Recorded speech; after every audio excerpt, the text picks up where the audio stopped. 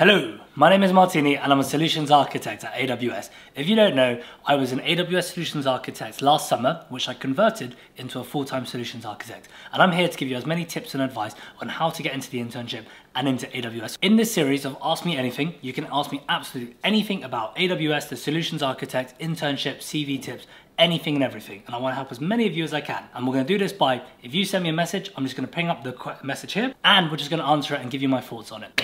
Quick disclaimer, these are all my own opinions and thoughts and they are not reflective of Amazon, so please be aware of that. So the first question is from Simran and she said, "Hey Martini, I saw you doing a video answering questions about the Solutions Architect intern process.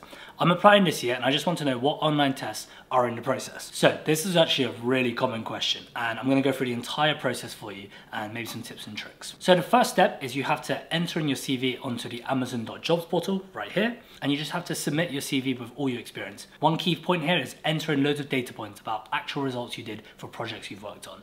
The next step is a recruiter will actually screen your CV and see if you're a good fit for the role. If you're a good fit, the recruiter usually will invite you to a phone screen. So I had my phone screen last year, February, and on this phone screen, it was just sort of very basic questions, just asking you about your experience, why you want this, and maybe a little bit about your technical knowledge. Then, if you pass that, and the recruiter likes you, you'll then tend to go on to another technical interview where they'll ask you a bit more technical questions.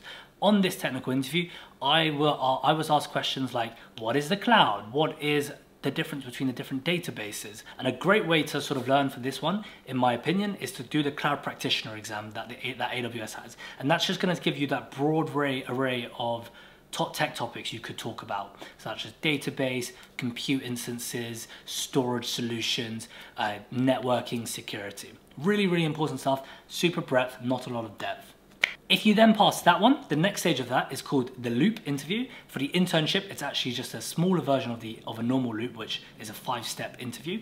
For the loop, for the internship process, you usually see 2 people, one which is someone on the team, and then usually like a hiring manager for that team. Really important here, and this one's really not about technical interview. This is definitely more along the lines of your behavioral, and for AWS in particular, we're really looking for someone that embodies the leadership principles. So go check these out here.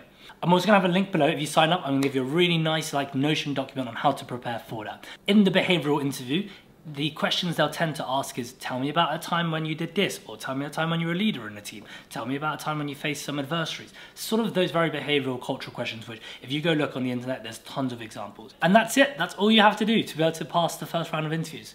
Best of luck, and I hope this was useful. If you want to ask me any question about AWS, the internship program, or anything about early career, drop a comment down below. See you tomorrow on Ask Me Anything.